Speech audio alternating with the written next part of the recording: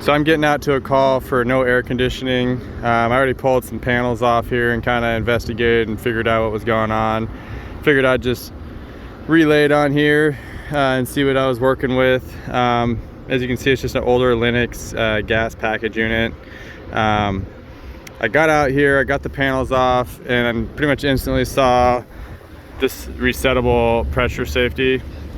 I didn't even really test anything. All I did was make sure the thermostat was in a call for cooling before I got up on the roof.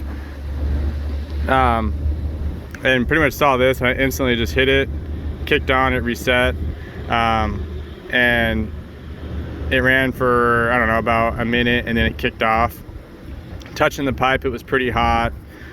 Suction felt okay, just by kind of a field test. I ended up throwing a gauge on there just to see what was going on. I waited a little bit. Wouldn't let me reset it right away just because it was still hot and tripped. It cooled down a little bit and pressures dropped, so then I got to reset again.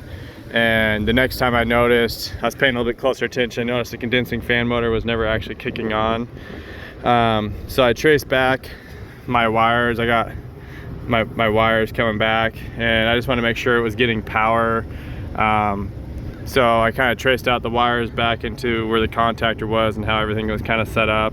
I do have the correct voltage going to the motor, and then I kind of tested this capacitor to make sure it was, the capacitance was correct on it. So I pulled that all apart. Everything looked good there. So it's looking like I have a bad condensing fan motor, which is making the head pressure just skyrocket and trip out. It was pretty simple, self-explanatory one. Only took a couple minutes to figure out. And this thing is a pretty old package unit. I know it's R22, older style burner box over here. I will probably write it up for both options. I know this particular facility kind of likes to stay on top of things and replace systems when they go out. I know we got a couple other new systems out here, but yeah, so I mean, it'd be what I'm going to write up. I'd always write up the motor with the blade, just because sometimes they rust on there. It's just a pain getting them off, and I don't want to worry about bending blades out of place, getting it off. So I'll do the motor, the blade, and then I'll do the new capacitor with it as well. I'll just kind of do that little bundle. It seems to always be the best plan of attack. But like I said, this one's really simple, straightforward.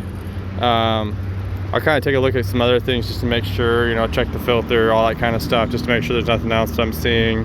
I'll probably just pull it apart and inspect the heat exchangers too, just to make for sure that those look good, because it'd be crappy for them to put money into this if they want to fix it and then come to find out in a month or so down the road that the heat exchanger is bad, and then at that point they would be doing a new system.